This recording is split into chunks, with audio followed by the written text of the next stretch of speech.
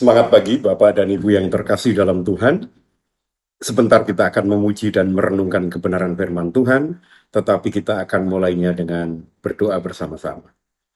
Bapa di surga, terima kasih Engkau baik, kami ada sebagaimana kami ada sampai saat ini, hanya karena kemurahan-Mu. Sebentar kami tidak memuji dan membesarkan nama-Mu, kami juga ingin merenungkan sebagian dari kebenaran-kebenaran firman Allah. Tuhan layakkan kami, sehingga menjadi berkat dan bekal buat kami sepanjang hari ini. Layakkan kami semuanya Tuhan, dan di dalam nama Tuhan Yesus Kristus kami berdoa, mengucapkan syukur dan alaskan doa ini. Haleluya. Amin. Terima kasih Tuhan buat anugerah-Mu yang dahsyat buat kami. Kami ingin meninggikan nama-Mu dan memuliakan nama-Mu. Haleluya Yesus.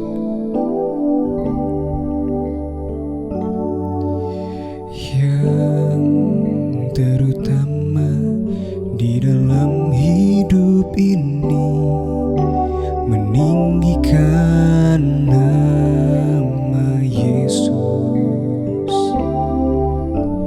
Yang terutama di dalam hidup ini, memuliakan namanya. Haleluya, haleluya. Saya mau cinta Yesus. Haleluya, oh haleluya. Saya mau cinta Yesus.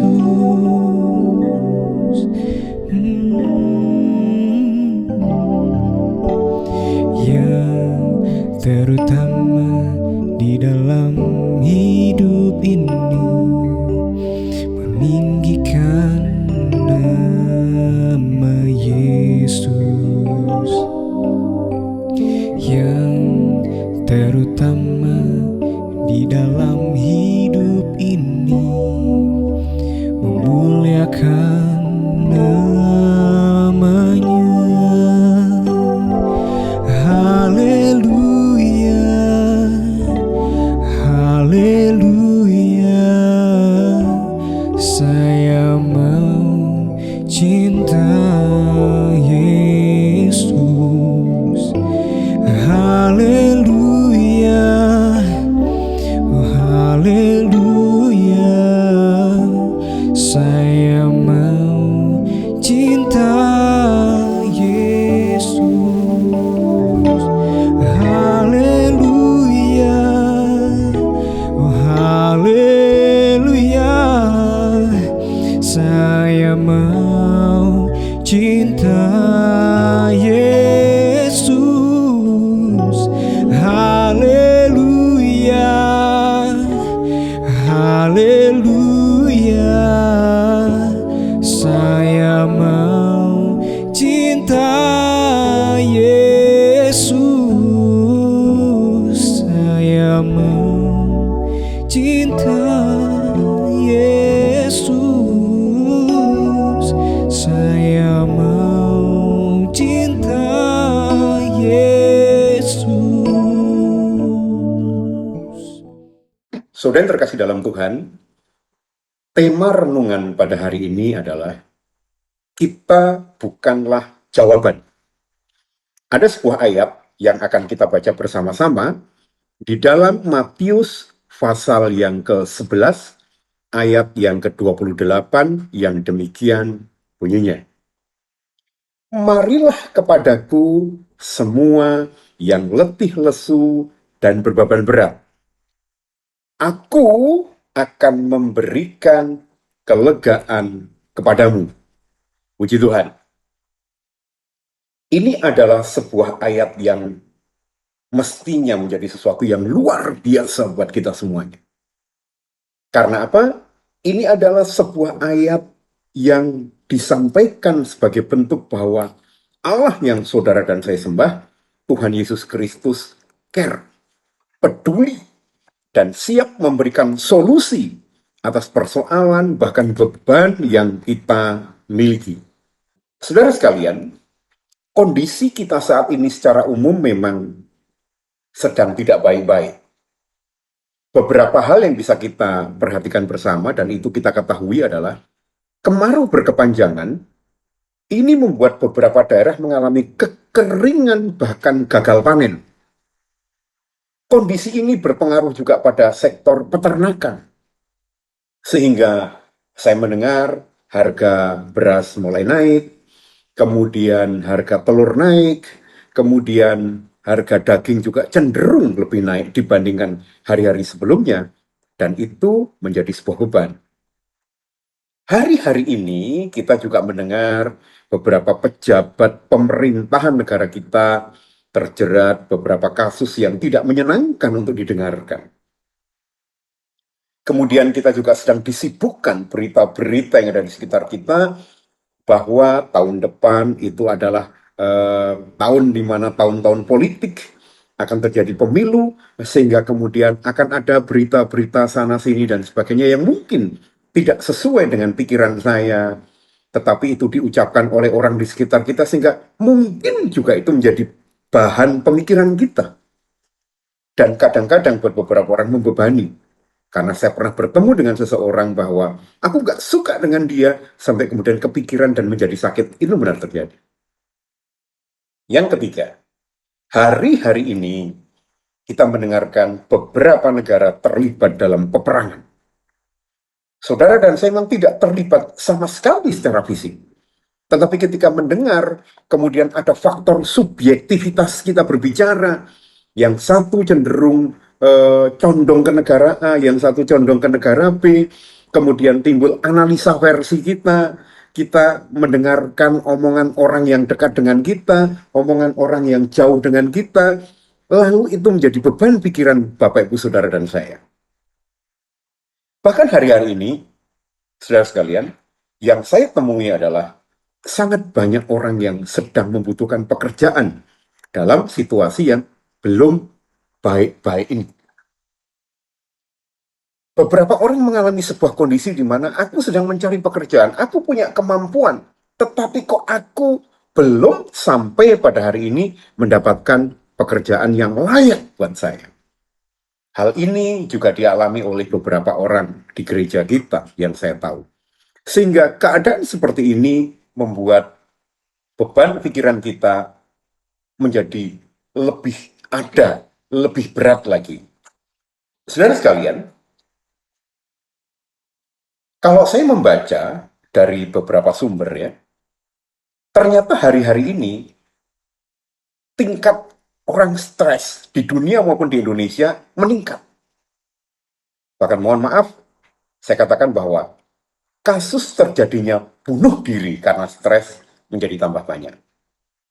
Ini bukan hanya di lingkungan negara kita, bahkan di dunia pun demikian. Kalau saya bacakan, saya sampaikan sebuah data dari Indeks Kesehatan Mental Masyarakat Indonesia tahun 2023 tahun ini, dikatakan bahwa di Indonesia ditemukan 9.162.886 kasus depresi. Ya, ini sangat besar relatif terhadap jumlah penduduk Indonesia. Bahkan ini, menurut Ibu Nova, beliau adalah kepala di Rumah Sakit Marzuki Mahdi Bogor, mengatakan bahwa masalah kesehatan jiwa di Indonesia itu semakin membesar. Kasus bunuh diri juga meningkat. Dan disampaikan bahwa kasus ini terjadi pada kelompok usia produktif, 16 hingga 51 tahun, dan kebanyakan dilakukan oleh pria atau laki-laki. Saudara sekalian, adanya beban, adanya persoalan, adanya berita, adanya kasus yang kemudian mempengaruhi pikiran kita adalah satu hal yang wajar, yang jamak terjadi di seluruh dunia ini. Masalahnya adalah bagaimana Bapak, Ibu, Saudara, dan saya menyikapi keadaan seperti itu. Ada orang yang ketika dia menerima berita seperti ini, atau dia mengalami masalah ini, dia pendam dalam dirinya, disimpan sendiri. Aku akan mencoba menyelesaikan ini dengan kemampuan. Bahkan kemudian dia tidak mau bercerita kepada orang lain. Sehingga apa yang terjadi kemudian? Beban ini menjadi sangat berat buat dia. Dan ketika tidak ada tempat di mana dia bisa menceritakan, tidak ada orang yang kepadanya kita bisa bercerita, beban itu menjadi berat dan dimanapun dia berada akan merasa dibebani. Ujungnya adalah depresi. Biasanya dimulai dengan apa? Dengan pusing, dengan mual, tidak bisa tidur, lalu menjadi penyakit yang berkelanjutan. Berikutnya adalah, rupanya, walaupun manusia adalah makhluk sosial, yang dari sananya seyogianya dia adalah orang-orang yang mesti bersosialisasi, cukup banyak orang yang memasang barrier, memasang batas-batas dalam dia berkomunikasi dengan orang lain. Sehingga akibatnya tidak ada kesempatan buat orang lain menolong dia untuk memberikan masukan atau apapun untuk mengurangi beban dia. Dan hal yang ketiga yang saya catat, mengapa kemudian muncul depresi adalah keimanan orang-orang yang cenderung berkurang. Saya tidak dalam rangka menghakimi, tetapi sebagian besar orang ternyata dia memiliki kelihatan agamis, rajin ke gereja, rajin latihan nyanyi, rajin pelayanan. Nampaknya seperti itu, tetapi tingkat kepercayaannya orang kepada Allah, kebergantungannya orang pada Tuhan, patut dipertanyakan. Nah, bisa saja hal itu terjadi karena tekanan kebutuhan dia, baik sebagai pelajar karena banyaknya tugas, baik sebagai karyawan karena banyaknya target yang dibebankan, atau bahkan beban ekonomi. Sehingga tekanan itu, seperti firman Tuhan bahwa benih itu ternyata dihimpit oleh duri, maka keimanan seseorang dengan adanya beban itu menjadi tidak berkembang, bantet, atau bahkan kemudian imannya semakin berkurang, dan mohon maaf, bisa jadi malah imannya mati.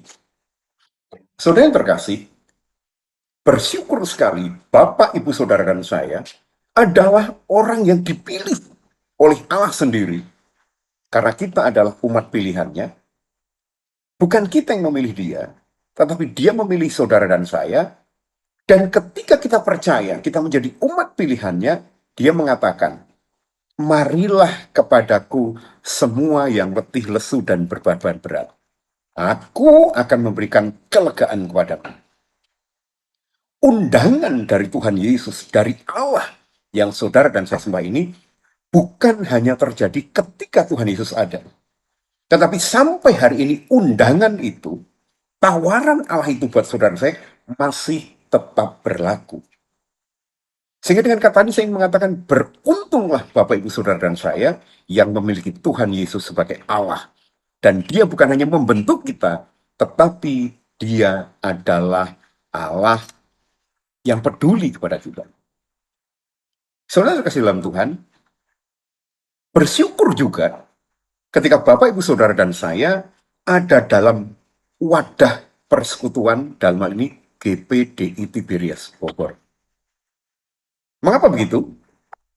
Di gereja, di mana Bapak, Ibu, Saudara, dan saya berada, sampai saat ini dibangun wadah-wadah di mana Bapak, Ibu, Saudara, dan saya bisa terlibat aktif di sana. Saudara dan saya bisa mendapatkan pembinaan. Dan kalau sampai saat ini kita kadang-kadang malas beribadah, malas berbakti, mari melalui kesempatan ini saya mengingatkan bahwa ada solusi, ada penyelesaian atas masalah Bapak, Ibu, Saudara, dan saya dengan kita datang kepada Allah melalui ibadah-ibadah yang disiapkan. Baru pertama. Yang kedua, Bapak, Ibu sekalian, saat ini di gereja kita dibentuk yang namanya Humble Group. Ada Bogor Selatan, Bogor Barat, Bogor Timur, kemudian juga Tanah Sarial, Cilebut, dan sebagainya. wadah ini, grup ini, humble group ini dibentuk. Yang pertama supaya keimanan kita memang tetap terjaga. Untuk mengantisipasi ketika kita mengalami masalah, kita tetap bergantung pada Allah, diingatkan di sana. Wadah ini pun juga dimaksudkan supaya Bapak Ibu Saudara saya makin peduli satu dengan yang lain. Kalau kita punya masalah bukan mengatakan curhat tentang yang tidak penting, tetapi kita bisa berdiskusi, kita bisa saling menguatkan dan membangun. Barangkali kita punya masalah yang tidak bisa diceritakan kepada siapapun, kita punya saudara seiman yang bisa dipercaya. Ada wadahnya, yaitu apa? Humble group. Bagi saudara, Bapak, Ibu, dan saya yang selama ini belum aktif, mari bergabung. Karena apa? Di sana kita bisa bersosialisasi. Di sana kita bisa saling memperhatikan. Di sana kita bisa saling bersaksi. Di sana kita bisa mendapatkan penguatan ketika kita memuji Tuhan. Ketika kita mendengarkan firman Tuhan. Dan ketika Bapak, Ibu, Saudara saling mendoakan. Bapak Ibu sekalian, barangkali ada di antara Bapak Ibu Saudara dan saya seringkali menjadi tempat bertanya dari orang-orang lain. Sekarang ini ada beberapa orang yang seringkali bertanya kepada saya, Pak Joko, bisnis saya begini, keputusannya seperti apa? Mereka bertanya kok. Saya tanya, kenapa Bapak bertanya? Karena tidak ada tempat bagi saya untuk menceritakan masalah saya. Dan masalah itu diselesaikan dengan dasar-dasar keimanan. Nah, indah sekali bukan? Di gereja di mana Bapak, Ibu, Saudara, dan saya berada, dibangun kehidupan rohani melalui penggembalaan yang dilakukan dari Ibu Gembala kita bersama dengan timnya. Bapak, Ibu, Saudara, saya diberikan kesempatan seluas-luasnya untuk berkomunikasi dengan lingkungan, dengan sesama di sekitar kita, saling membangun dan saling menguatkan, supaya apa? Supaya Bapak, Ibu, Saudara, dan saya mendapatkan jawaban atas setiap persoalan, setiap masalah yang kita temui. Dan semuanya diselesaikan oleh Allah yang saudara dan saya sembah, yaitu Tuhan Yesus Kristus melalui kita masing-masing. Kita berdoa. Tuhan Yesus, terima kasih Engkau baik. Kami bukan jawaban Tuhan, tetapi Tuhan Yesuslah jawaban atas segala persoalan kami.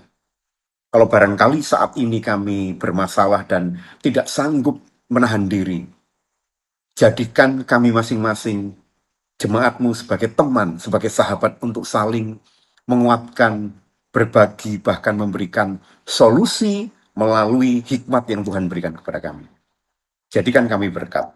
Jadikan kami agen-agen yang membuat sesama kami semakin berharap, percaya, dan bergantung pada pemberi solusi yang sesungguhnya, yaitu Tuhan Yesus. Terima kasih buat undangan Allah untuk kami datang ketika kami punya beban. Dan kami bangga punya Allah Tuhan Yesus Kristus dalam hidupan kami. Terima kasih Bapak. Dalam nama Tuhan Yesus Kristus kami berdoa. Haleluya. Amin. Semangat pagi, semangat berkarya, jadi berkat, ada solusi bersama dengan Tuhan Yesus Kristus. Tuhan Yesus berkati. Di dalam